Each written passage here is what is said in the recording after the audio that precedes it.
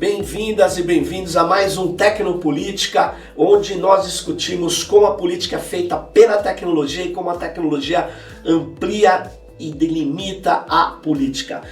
Para conversar hoje aqui nós trouxemos o Alcides Peron. Obrigado, Alcides. O Alcides é autor desse livro aqui, ó, American Way of War, ou seja, a guerra cirúrgica e o emprego de drones armados em conflitos internacionais. Nós vamos conversar aqui sobre um tema que você pode achar que é muito distante, mas você vai ver que não é tão distante assim. Os veículos não tripulados, as armas autômatas, elas estão chegando no ambiente urbano e estão chegando, saindo do uso simplesmente militar para o uso também de vigilância policial e civil. Então nós vamos começar conversando sobre esse tema, mas nós vamos aproveitar o Alcides. O Alcides está indo para a Inglaterra. É ou não é, Alcides? Estou indo para lá agora, no começo do mês de setembro. Pô, então obrigado por você ter vindo aqui antes de ir para lá, né? Continuar as suas pesquisas. Mas a questão é o seguinte, Alcides.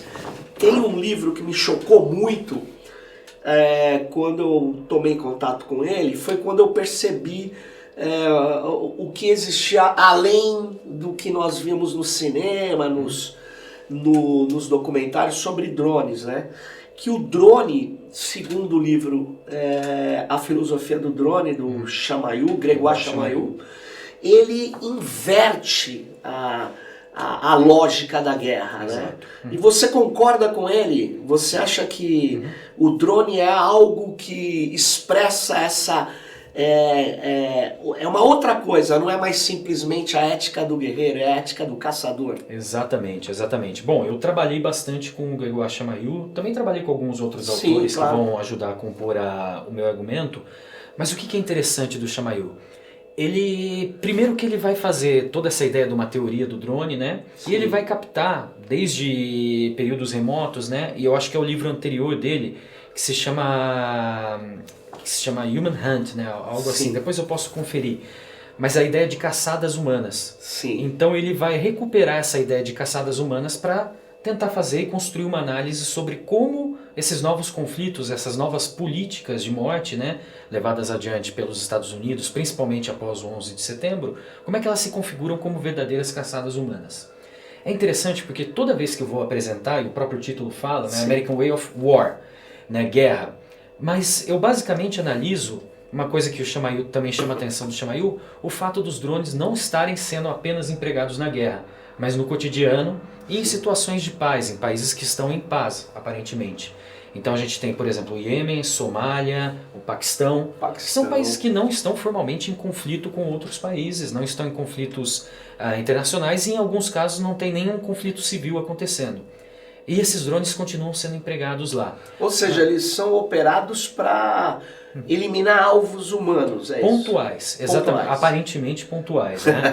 Pelo menos é assim que a ideia da virtuosidade se manifesta, né? Você confere uma ideia de legitimidade, uma aura de legitimidade para o emprego dessa tecnologia. Mas o que ocorre?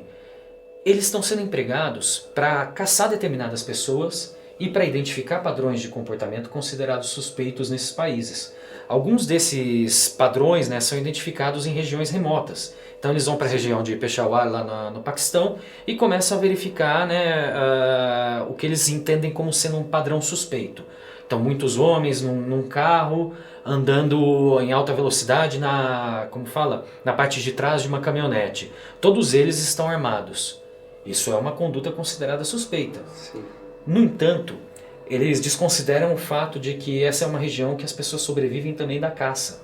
Então muitas vezes o que eles fazem são caças coletivas, eles vão em grupos para caçar, vão para determinadas regiões para acampar e levar adiante essa prática. Só que para o autor, né, o perpetrador do ato, né, o operador de drone, ele não tem nenhuma sensibilidade cultural, nenhuma noção do que está acontecendo ali. Ele não entende essa dinâmica complexa que é um outro país, uma outra região. Então para ele isso é suspeito. Ocorre que, numa guerra, formalmente, o que você tem são duas partes envolvidas e engajadas num conflito. No mínimo duas partes, podem ser várias outras. Claro. Mas no mínimo as duas partes estão cientes de que estão imersas no conflito.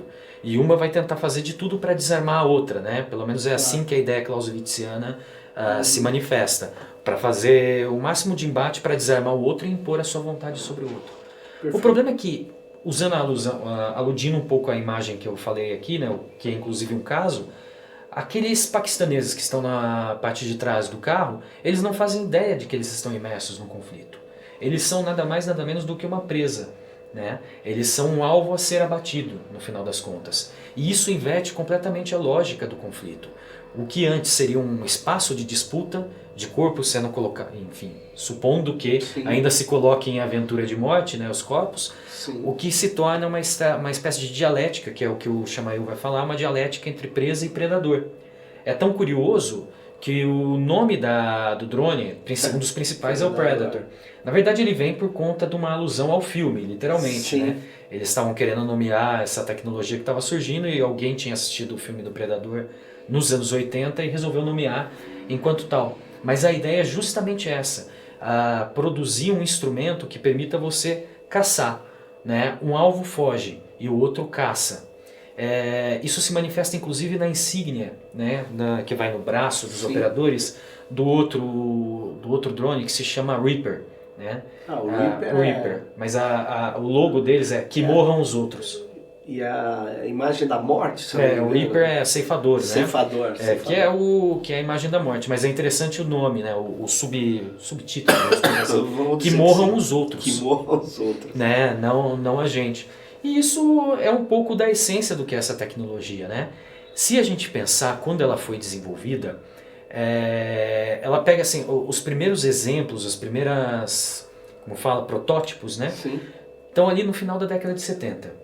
A Guerra do Yom Kippur, quem desenvolveu foi um israelense, o Abe Karen. Na verdade, ele era nascido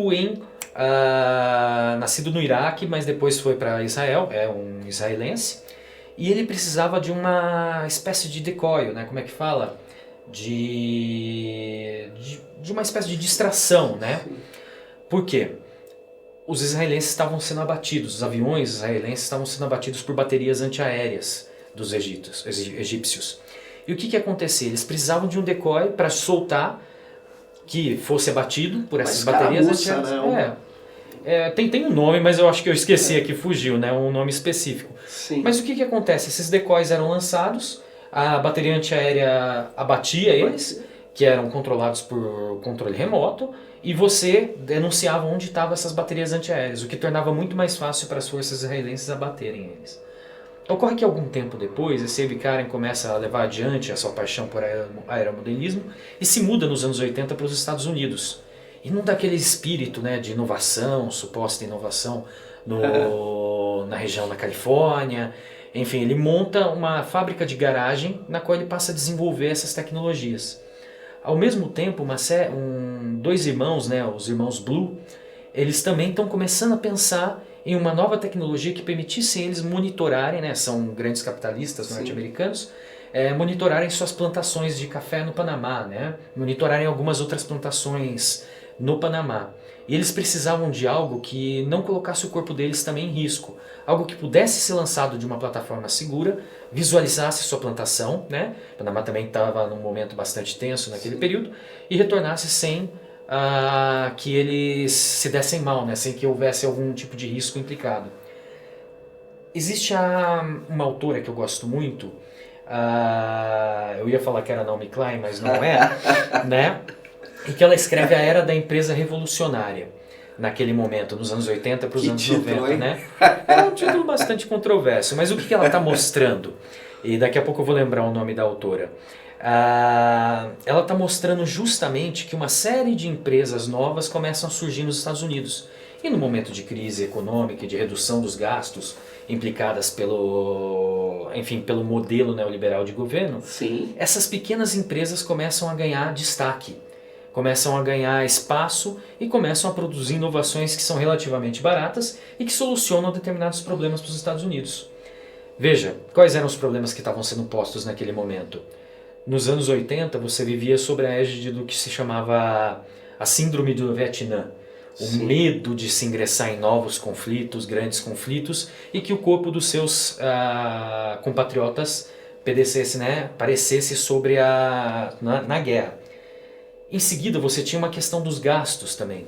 Você precisava de inovações tecnológicas que permitissem você reduzir o gasto.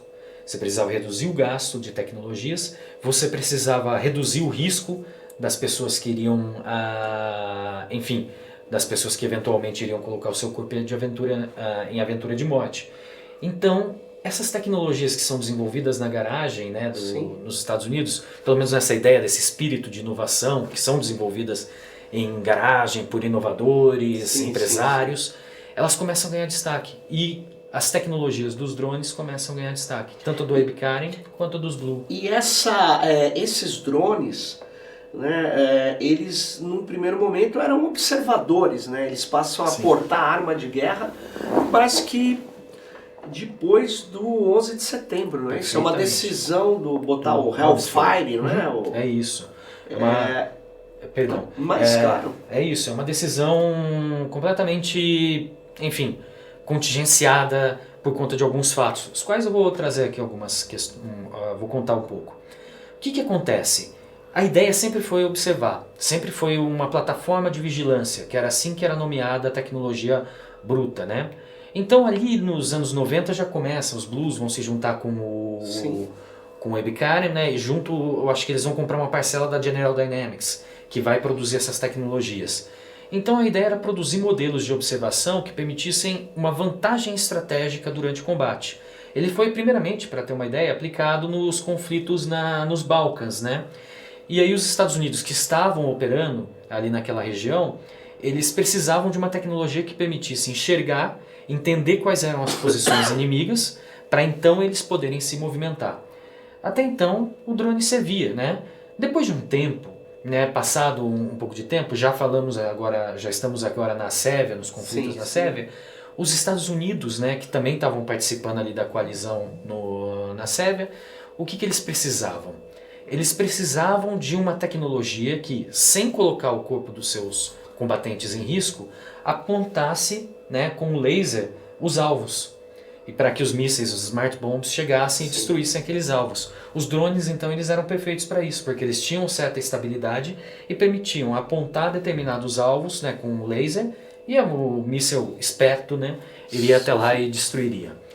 Ocorre que Osama Bin Laden já era uma figura de destaque, né, dentro dos mais procurados nos Estados Unidos. Ele já era considerado um dos principais inimigos, principalmente pela dinâmica de financiamento e treinamento de terroristas. E o drone já estava ganhando um momento, né, para pegar na terminologia do Hughes, né? Começa a ganhar momento, ele já está com grande destaque e goza de certa respeitabilidade dentro do TRADOC, dentro dos meandros militares estadunidenses. Naquele momento, o que começa a acontecer? Eu acho que a meados de 2000, o drone está sobrevoando uma região do Paquistão e identifica uma determinada fazenda na qual alguns aparentemente high profile, né, da Al-Qaeda estariam se reunindo. Por que se identifica isso? A imagem do drone era rudimentar. O que você não era via, alta resolução ainda. Não era. O que você via eram alguns sinais de calor, né, aquelas imagens que a gente vê em preto e branco, com alguns pontos luminosos, mas você vê a silhueta da pessoa, das figuras, né? Sabe distinguir o que é vivo e o que é morto. E numa dessas empreitas, eles identificaram que alguns carros de alto padrão estavam se deslocando para aquela região e chegavam algumas figuras que eram bem vestidas, aparentemente, e todas elas se curvavam ante uma silhueta, né? Para beijar a mão, para cumprimentar e tudo mais, né? Essa silhueta, depois de um tempo, eles foram perceber que é completamente dissonante que uma pessoa com esse perfil esteja naquela região. Era numa fazenda. E eles sacaram logo de imediato que era o Osama Bin Laden. Quando eles foram contar isso, né, pro Donald Rumsfeld, quando eles foram contar isso lá, ele ficou maluco, né? Pelo menos é o que o Richard Whittle conta no livro dele, né? Esse cara maluco, ele ficou maluco, porque ele falou assim: como vocês tiveram a faca e o queijo na mão para eliminar toda a base da Al-Qaeda e não eliminaram? Por que vocês não fizeram? Aí, né, alguns generais e empreendedores que estavam ali no entorno resolveram falar: olha, essa é a nossa oportunidade, né? Só porque o drone não é armado.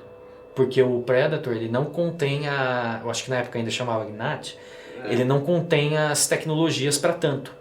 Só que eles sabiam que colocar a arma numa plataforma de vigilância operada remotamente não seria previamente aceita. Aí entram alguns truques, né, que foram levados adiante. pelos generais norte-americanos, pelos brigadeiros que participaram da empreita do drone armado. A plataforma drone, né, a plataforma Predator, já havia sido previamente aprovada, tanto pelos Estados Unidos como por outras instituições internacionais que aprovam armamentos. Ela está aprovada, ela existe, ela pode ser empregada em conflitos ou em outras situações. O míssil, como você mencionou, o Hellfire, que era um míssil que era aplicado a helicópteros norte-americanos, também era uma tecnologia já aprovada, né, para uso e emprego em guerras. Só foi juntar. Aí o que eles fizeram foi juntar as duas. E ao juntar essas duas tecnologias, o problema é que ela se configura como algo novo. Perfeito. Ela não é mais uma plataforma de vigilância. Mas até você explicar, né, que focinho de porco não é tomada, o drone já está em operação. Sim. Então ele teoricamente não foi uma arma aprovada nem nos Estados Unidos nem fora dos Estados Unidos, e ela é uma arma altamente controversa. Porque dentro dos ordenamentos, enfim, não existe um ordenamento jurídico internacional que legisle sobre a guerra. Existe uma série de costumes, existe uma ideia de guerra justa, né? Sim. E dentro da ideia de guerra justa... E existe crimes de guerra, né? Existe. Bom, esse é um pequeno detalhe, né, que a gente precisa comentar. Mas a ideia do jus in bello, né, pressupõe que todo armamento precisa ter a capacidade de distinguir o que é civil do que é combatente, previamente assinalado para morrer em combate. O problema é que o drone não tem garantia nenhuma de produzir essa distinção. Ele não consegue fazer. E ele tem um raio letal, principalmente quando ele está armado. Né? Exatamente. Hoje em dia, isso não entra tanto no meu livro porque são tecnologias, enfim, informações que vieram à tona principalmente depois. Com a ajuda do Intercept, que vazou uma série de documentos estadunidenses ali em 2016, 2017, sobre o emprego de novas tecnologias, né, técnicas de Big Data que eram aplicadas aos drones e que permitem, supostamente, se fazer uma análise de risco sobre o raio letal do drone. Vamos tentar entender isso. Quer dizer que com a sofisticação desses drones hoje, eles têm várias câmeras de alta resolução. Exato. E elas estão sendo operadas por humanos ainda. Perfeito, né? isso. Por humanos. Só que você está dizendo que as imagens passam por um computador e esse computador ele vai analisar essas imagens para orientar o humano. Isso. E aí ele pode detectar padrões de biometria. Exato, exato. É interessante só dar um passo atrás e a gente entender qual que é a mecânica do drone. Teoricamente, quando ele foi construído, era um objetivo de vigilância. A partir do momento que a gente arma, os Estados Unidos resolvem armar o drone, toda a configuração geopolítica muda. Por quê? Até então, como é que ele era operado? Você tinha um sujeito que estava, no início mesmo, assim, no início dos anos 2000, uma base de operação dos drones estava num país adjacente, no Paquistão, e você operava o drone a partir de lá, porque ele não tinha autonomia para voar e chegar até o lugar, mas você precisava de um lugar seguro. No momento que você resolve intensificar, né, e trazer mais segurança para o operador do drone, o que eles fazem? Eles passam a operar os Estados Unidos da base de Ramstein, na Alemanha. E aí você consegue uma tecnologia que permita uma comunicação mais sofisticada e uma redução do delay na operação do drone. Aí eles ainda não estão armados, mas os Estados Unidos estão operando seus drones que voam no Paquistão, usando uma base num país adjacente para decolar o drone, mas o operador está na Alemanha. Você sabe quanto é esse delay, assim, alguns segundos? Era de 2,3 segundos e eles reduziram para 1 segundo. Né? E agora existe toda uma discussão, uma bibliografia que versa sobre a redução desse 1 segundo. Como esse delay é importante de ser reduzido, supostamente para trazer mais... Quem é gamer sabe disso. Exato, né? Para reduzir, reduzir o risco também de acontecer algo. O ponto era, quando eles estavam operando na Alemanha, que eles tomam a decisão de armar o drone. E nesse momento você tem uma pequena confusão geopolítica. A Alemanha, até o momento, autorizava o uso da base de Ramstein para vigiar. Mas começar a matar pessoas a partir da base de Ramstein geraria uma série de problemas. Então você tem toda uma reorganização sociotécnica do drone que permitisse a sua deslocalização da Europa, do continente asiático, e sendo colocado nos Estados Unidos para que ele pudesse operar a partir do seu próprio território. Porque ali se sabia, e se já tinha, e isso é declarado por um dos generais, que como fala lá, danos colaterais poderiam ocorrer. E aí, uma vez que o operador está a partir do território, fazendo isso a partir do território, o risco dele ser processado e o risco de identificação dele começa a ser reduzido. Então você faz essa alteração total da dinâmica. O que você tem hoje são operadores de drone que estão ou na base de Nevada, né, em Cushing, Nevada, que são soldados que estão fardados. Eles entram na base, né, numa sala como essa, e passam a operar o drone a partir dessa base fardados. Isso é um pressuposto de guerra. Sim. Só que você tem também, os drones que são operados pela CIA. É uma outra unidade. Uma outra unidade que não é autorizada a matar, muito menos matar fora do país. Mas que você tem operadores que estão operando. Eles não estão uniformizados. Você disse que a CIA não é autorizada a matar no caso de drones, né? Não é autorizada a matar. A rigor, em nenhuma situação a CIA é autorizada a matar. Aliás, não existe essa figura.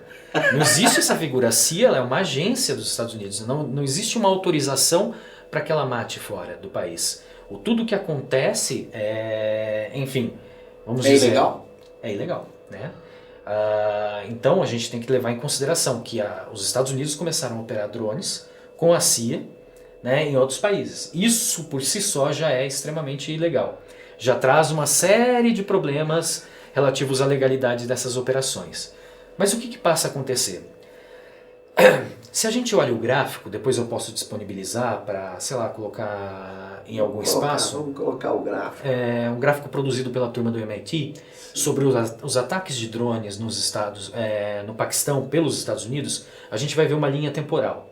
Essa linha temporal vai mostrar que, principalmente a partir do governo Obama, você tem um aumento exponencial. É gigantesco, Quando eu parei de contar, eram 2.400 mortes que foram realizadas na gestão Obama por drones. Exatamente, é por aí. Você tem ainda dentro disso aí um agravante que você começa a fatiar os números e percebe que você tem um número grande de civis que é morto. Dentro do número de civis você tem crianças, e isso é uma análise conservadora. Porque como eles fazem essa análise? Eles vão pegar 3 reportagens, né? Eles não vão poder ir em loco, mas 3 reportagens que falam sobre o assunto. Sei lá, olha, houve um ataque em uma determinada localidade. Notícia A diz que morreram 4. Notícia B diz que morreram 2. Notícia C diz que morreu 1. Eles vão ficar com 1. Eles vão pegar sempre a estimativa conservadora, né? E a partir disso, se todas as 3 confirmarem, ou pelo menos 2 confirmarem que eram civis, é o dado que vai ser assumido enquanto civil. E isso tudo, né, precisava passar por uma espécie de organização. Ou seja, vamos matar à distância? Vamos, mas é preciso haver uma espécie de organização e é preciso se produzir um discurso de legitimidade e de precisão. E aí é que entra a noção de cirúrgica. A ideia de guerra cirúrgica começa a ganhar destaque já no governo Bush. Do Bush. Exatamente. Iraque. Exato. Para justificar uma série de atrocidades.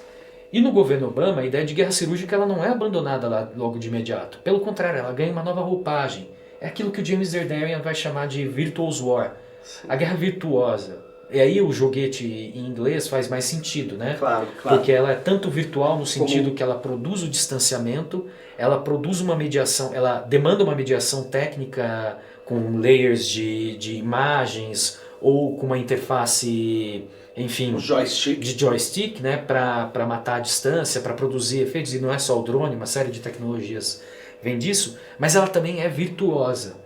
É a ideia de você embutir dentro desse dispositivo de conflito a mídia. Claro. Então tem um trecho que eu analiso no meu livro, em que houve uma morte numa determinada região do Paquistão. Enfim, houve um ataque de drone nessa região. Houve diversas mortes. Mas um high profile, né, não lembro se da Al-Qaeda ou de qual rede terrorista, teria sido morto. Só que junto com esse cara morreram, acho que mais alguns 6, 7 civis, incluindo crianças. A notícia que veio à tona na CNN, nos principais portais, era de que, olha, matamos um high profile, né, um drone utilizado em tal região, isso meados de 2010, 2011, matou um high profile da Al-Qaeda, né, uma missão extremamente bem sucedida, ótima. No meio termo, né, entre isso aí as notícias que de fato contam que matou mais gente do que deveria, Obama está num jantar, numa espécie de jantar na Casa Branca com os jornalistas e por alguma cargas d'água, não sei por que motivo, os Jonas Brothers estavam lá. Né? Aquelas coisinhas, como é que chama? Negócio de música aí, né? Que eu não entendo muito deles. E adolescentes, parece que mexem bastante com os adolescentes, eles gostam bastante, são famosos. E ele falou assim, olha, eu queria cumprimentar os Jonas Brothers aqui, né? Estão aqui presentes, minhas filhas são suas fãs, mas eu vou dizer uma coisa, não chegue nem perto delas. E eu vou só dizer 2 palavras para vocês, Predator Johnny.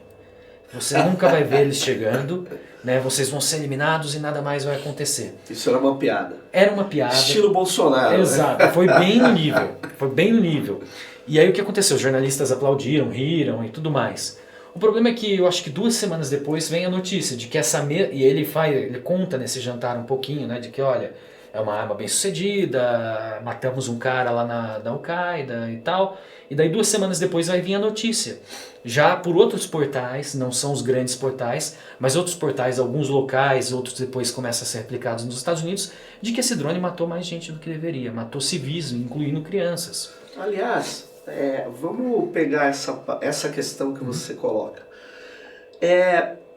Uma discussão que, eu não sei se você acompanhou nos Estados Unidos, é retirar o piloto humano do drone e passar o drone a ser dirigido por uma inteligência de máquina, uma rede neural ou um conjunto de tecnologias autômatas que talvez em algumas situações chame humanos para decidir a sua operação em determinadas situações. Mas a grande discussão é que o drone atuaria, ou a arma autômata, porque o drone é o veículo aéreo não tripulado, até chama de VANT. Mas existem veículos aquáticos não tripulados e os Estados Unidos, você sabe, está treinando robôs efetivamente para o combate.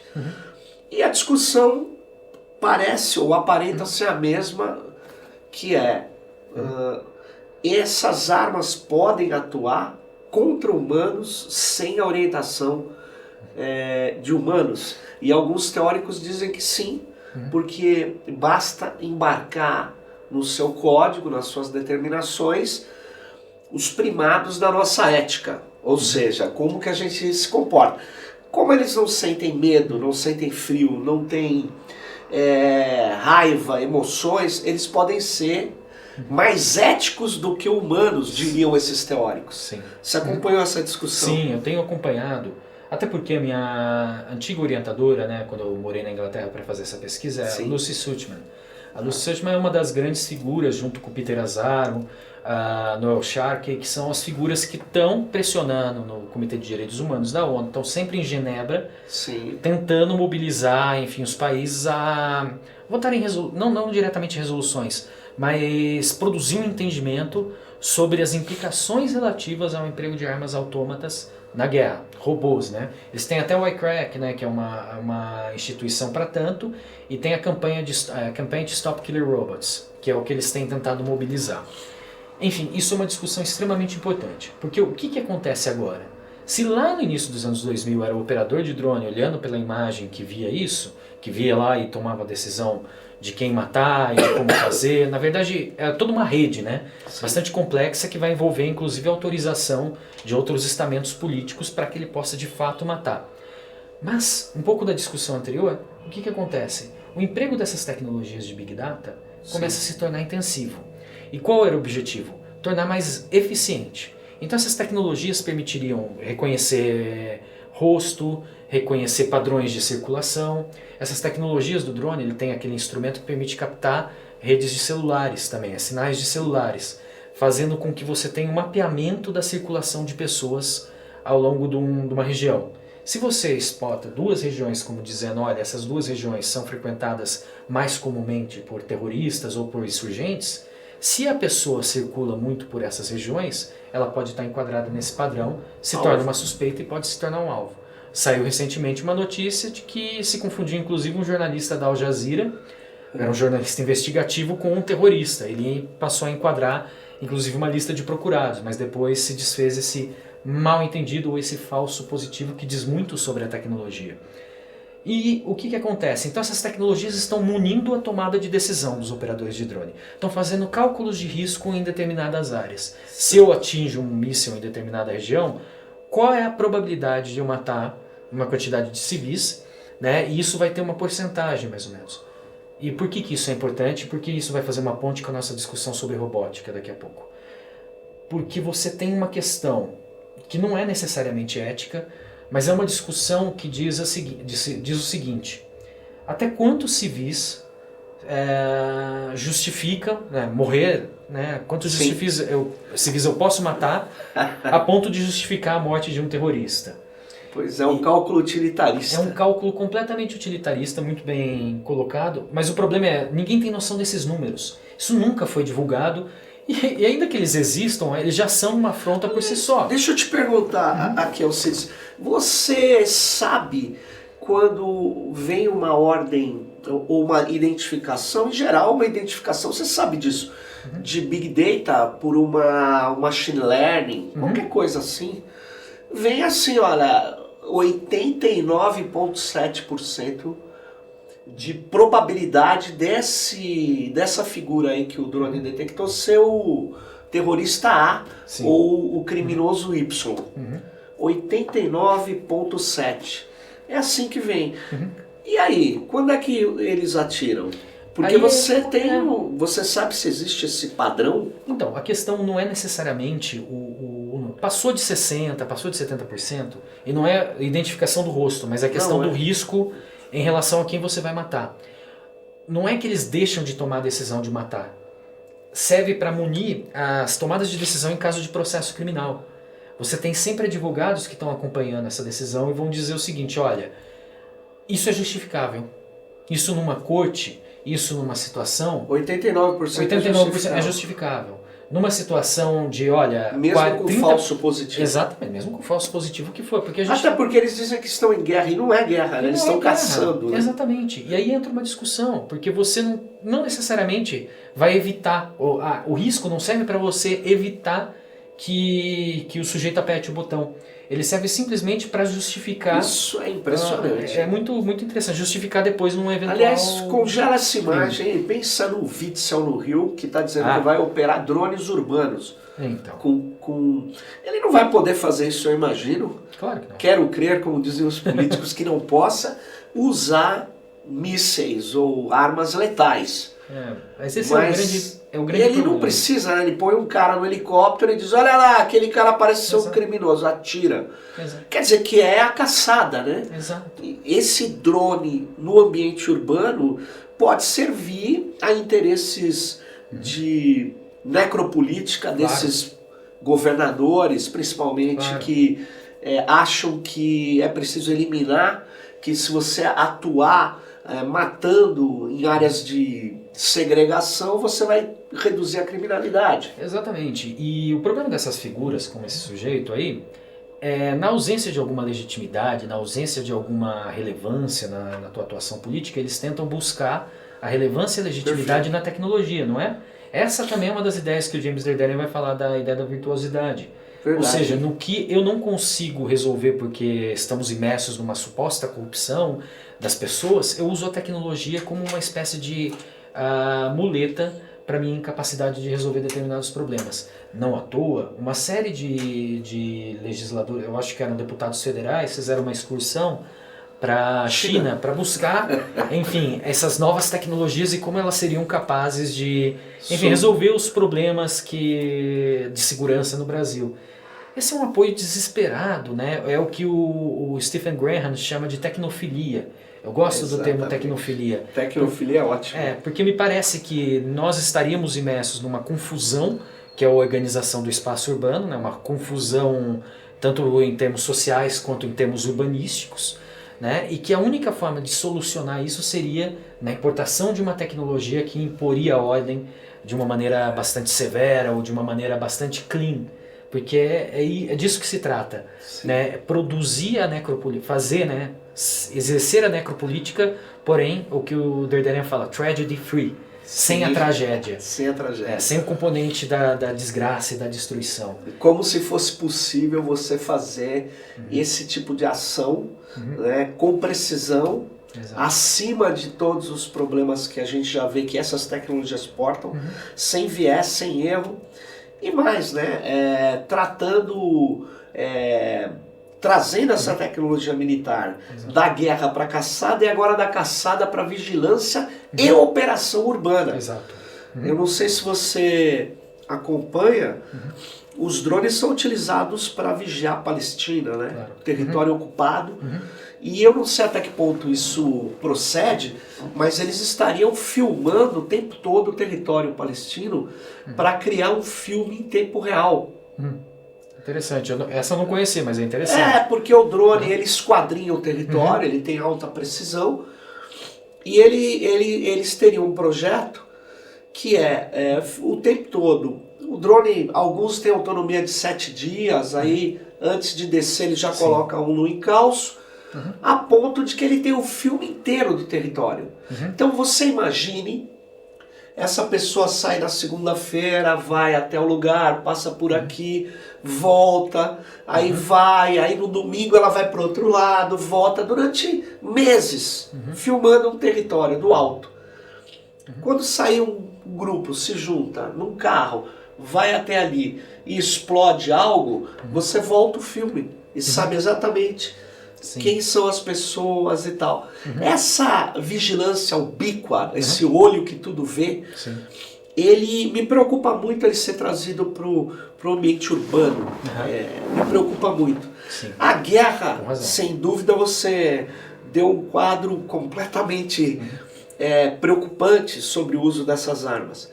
Mas você tem notícias de outros lugares onde os drones estão sendo aplicados em ambiente urbano? Bom, a gente tem... Primeiro, você foi falando, eu fui lembrando também que essa tecnologia desse mapeamento permanente já era feita nos Estados Unidos. Eles têm utilizado ali no território deles isso aí. Na fronteira com o México. Exato. E aí você tem uma questão de mapeamento de fluxos de pessoas. E aí é que entra o interessante do Big Data também, né? Essas técnicas de Big Data que são incorporadas tanto no cameramento quanto no processamento dos dados. A ideia é você ter um mapeamento da circulação das pessoas, de grandes massas. Isso. Aqui você mencionou, evidentemente, a título de exemplo, uma pessoa, olha, o sujeito veio para cá, para lá. Mas o que é interessante e que me parece que tem sido a tendência dessas tecnologias todas, seja de câmeras fixas, seja de câmeras em drones e outros aparatos de vigilância que depois vão fazer o apelo do preditivo, é a ideia de você produzir um saber sobre a circulação de pessoas na sociedade.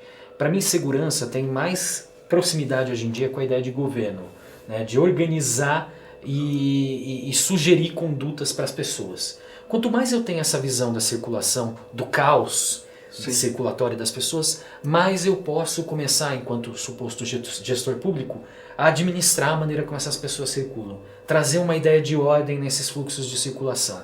Isso pode ser feito de diversas formas, seja produzindo bloqueios, seja sugerindo determinadas formas de localização e de circulação. Seja todo sobre dispositivos como o Waze, manda você para um lado ou para o outro. Por exemplo, a Prefeitura de São Paulo, e agora eu tenho uma certa confusão porque eu não sei mais se é só a Prefeitura de São Paulo, porque eu acabei de ver que tem uma outra empresa que também está administrando aquele São Paulo Mais Seguro, o SP Mais Segura, né?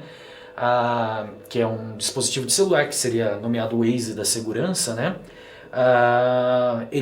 O que você tem é um sistema de mapeamento de ilegalismos pela cidade, que o próprio cidadão faz, né, denunciando como você faz pelo Waze, quando está dirigindo, bateu o carro, tem polícia, tem carro batido, tem bloqueio, você denuncia, mas você faz isso com as ilegalidades. Isso vai produzir os heatmaps, só que eu lembro de uma conversa que eu tive com um dos gestores no entorno disso, que era o seguinte, a ideia era, a partir do mapeamento de calor, começar a sugerir rotas melhores para a circulação das pessoas em determinados espaços. Não apenas sugerir em caso de alagamento, olha, tal região está com alagamento, o que é interessante, positivo.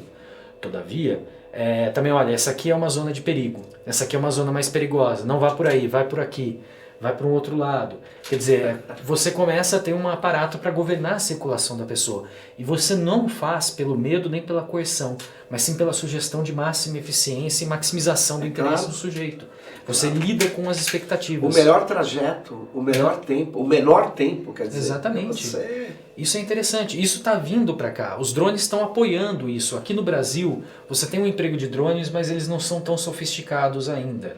Né? São drones operados um range de 1, 2, 3 quilômetros no máximo, algo assim, e eles têm sido aplicados principalmente em manifestações, né? Para você identificar distúrbios e inclusive pessoas, né? Você sabe que a Polícia Militar de São Paulo já há algum tempo filma todo mundo e se quiser ele já tem esse no banco de dados, agora com tratamento de machine learning ou redes neurais, enfim, ele consegue, na hora que a pessoa está chegando, já selecionar ou pedir para que alguns policiais acompanhem determinadas pessoas. Isso já está presente, isso aí é uma das empreitas contemporâneas, na realidade, do Estado e do município, junto com uma série de outras empresas que, às vezes, voluntariamente ou às vezes não é um jogo licitatório, mas tem uma participação de alguma forma, né? E se apropriam, por exemplo, para gerir o carnaval de determinadas regiões. Claro. Então, o carnaval da Vila Madalena, o carnaval de outro bairro. Porque essas tecnologias, elas ganham momentum a partir do momento que elas se colocam como um aparato para gestão de grandes multidões, né? De multidões. E, enfim, não é à toa que elas vão se desenvolver, vão ganhar bastante espaço depois dos grandes eventos. Mas aí você tem esses outros pequenos, grandes eventos que acontecem anualmente. Então você tem várias empresas que estão gerindo. Por exemplo, uma das empresas que eu entrevistei, um dos gestores, falava como que eles geriam o Carnaval da Vila Madalena, inclusive com analíticos nas câmeras, identificando sinais de distúrbio. Você tem um emprego de câmeras hoje no Nordeste, eu acho que era em Recife, que consegue identificar sons. Isso são todos analíticos, né? Consegue identificar barulho, se houve um tiro, a câmera automaticamente se desloca para o sinal de onde veio o barulho. Então tudo isso são tecnologias que vão ganhar espaço, principalmente nesses grandes eventos. Aliás, as justificativas são os grandes eventos, mas nada tira da minha percepção de que essas tecnologias ganham espaço, principalmente a partir do momento que você tem uma intensa circulação de pessoas de várias origens e de vários, enfim, condições sociais em espaços públicos. Eu queria te dizer que a minha impressão, mas é impressão ainda, né? É que essas tecnologias, elas se combinam, sem dúvida, a vigilância de grandes segmentos da população, mas isso pode ser combinado, sim, por causa da capacidade de processamento, com aquilo que a gente chama marketing one-to-one. Vigilância um por um também. Você, obviamente, a China, ela está fazendo isso de certa maneira quando ela tem aquele projeto de ranqueamento social dela, através de uma coleta enorme de dados de todo mundo que está nas ruas, enfim. Esse ranqueamento, ele é um para um, né? Exato. Então, ele também é da multidão. Quer dizer, é uma combinação jamais vista, né? Uma combinação que permite individualizar e, na verdade, conduzir como uma manada, né? Exato, mas aí eles têm um uso intensivo também da biometria facial, porque permite você identificar. Recentemente, o sujeito, né? Recentemente saiu um vídeo muito interessante da The Economist, né? Uma reportagem, tem uma mais longa, depois uma mais curta, todas no mesmo website, e que você verifica, olha, o Sérgio está andando pela rua, aí o Sérgio já tem a biometria dele coletada, né? O Sérgio resolve jogar papel na rua, resolve, sei lá, socar uma lixeira, chutar uma lixeira, ou atravessa fora do sinal, né? Fora da faixa de pedestre. Você começa a contar pontos. Você é reconhecido por isso e isso começa a contar pontos negativos, a ponto de que eles colocam a imagem do Sérgio, do sujeito que cometeu as infrações, no outdoor, dizendo, olha, cidadão tal perdeu tantos pontos porque não é um bom cidadão. E é interessante porque você está forçando a cidadania, né? Você está construindo parâmetros do que é a cidadania dentro dessa noção de um comportamento Isso ético. me lembra o estado jardineiro, tirando as ervas daninhas, assim. Exato. É uma visão que desembocou, você sabe aonde? No nazismo, Sim. né? O nazismo não é um ponto fora da curva, o nazismo é essa sociedade totalitária. Bom, agora eu lhe pergunto, Uhum. onde o Estado tem ido buscar tecnologia, Pois é. né, para incorporar aqui na USP? As câmeras já são todas da Dahua, a empresa chinesa. A parte da minha etnografia que eu faço Sim. na minha atual pesquisa de pós-doutorado envolve ir até as feiras de negócios, né, de armamentos, não de armamentos, perdão, também de armamentos, mas de vigilância eletrônica, Sim. verificar a movimentação. A última que eu fui, agora faz uns 3 meses, eu entrei ali, né, entrei pela porta da imprensa, tal, tive uma palestra com um pessoal, assisti, enfim, os discursos bastante semelhantes sendo produzidos, mas o que era diferente das que eu fui o ano passado? O aumento de empresas chinesas participando, enquanto produtores de recursos, como por exemplo mainframes, tecnologias de câmeras, tecnologias específicas, sistemas de informação, tudo que você imaginasse, e muitas empresas de segurança. A Dahua é uma das principais. E ela tá com tudo. Eu lembro de uma feira que eu fui com drones também, né? Chamava Drone Show. E você tinha lá a empresa da Dahua também vendendo o drone deles. Tinha muita gente interessada, inclusive gente do Rio de Janeiro, gente ligada à administração pública do Rio de Janeiro, antes das eleições, já interessados na tecnologia do drone, porque ele traria estabilidade, poderia, com estabilidade, incorporar analíticos. Um dos grandes problemas para o analítico é a estabilidade para reconhecimento facial, e a ideia de reconhecimento facial começando a ganhar espaço para acesso, em toda a feira, né, para acesso nos lugares. Se você consegue trazer essa tecnologia de reconhecimento facial, unir, como você mesmo colocou aqui, né, com essa gestão de grandes massas, você passa a ter uma capacidade de governo geral, de administração de uma noção do que você entende como ordem e cidadania, ao mesmo tempo que você consegue punir individualmente. Então faz todo sentido isso que você está colocando. E aqui a gente tem buscado essas tecnologias. E aí, Alcides, obrigado aqui pela nossa conversa. O Alcides, antes de ir para a Inglaterra aqui, continuar sua pesquisa, eu pedi para ele vir aqui no nosso programa Tecnopolítica, trazer essas reflexões aqui. Espero que você fique ligado nisso, porque é uma coisa, Alcides, a câmera ligada a sistemas de biometria, inteligência de máquina, a existência dela pode inibir alguns tipos de crimes, não outros. Claro. É curioso que ela serve mais à vigilância política, e as pessoas não estão percebendo isso. Serve mais a vender os seus trajetos para empresas, para brokers de dados. É curioso que as pessoas acham que vão estar mais seguras, né? Enfim, isso é parte de um... Mas diga aí, não, pra isso é gente interessante. Finalizar. Uma prévia pesquisa, assim, ainda está bem incipiente que a gente tem feito, é tentar identificar a eficácia disso. Pois é. Na realidade, a disposição das câmeras não necessariamente tem trazido na redução dos crimes na cidade de São Paulo, pelo menos os ilegalismos que são os que são mapeados. Sim. Em conversas com uma colega do Rio de Janeiro, né, a Luísa, pertence ao IRI lá da PUC, né, do Rio, eles fizeram uma apresentação de trabalho muito interessante que chamou a atenção para isso. Você tem sistemas de mapeamento de diversos tipos de ilegalismos, diversos tipos de crime, mas raramente você faz um que é relativo, por exemplo, a crimes do colarinho branco, outros crimes que são muito mais sofisticados. Você não tem esse mapeamento. Ou você não tem um mapeamento de solidariedade, o que você precisa fazer na cidade para melhorar. Exato. Porque isso não dá dinheiro para essas empresas. O pavor, o terror é o que dá. E a ideia de que você estará mais seguro. Exatamente. Então, mas legal, espero que você tenha gostado aqui. Obrigado de novo, Alcides. Obrigado. Próximo Tecnopolítica, contamos com vocês. Bye bye.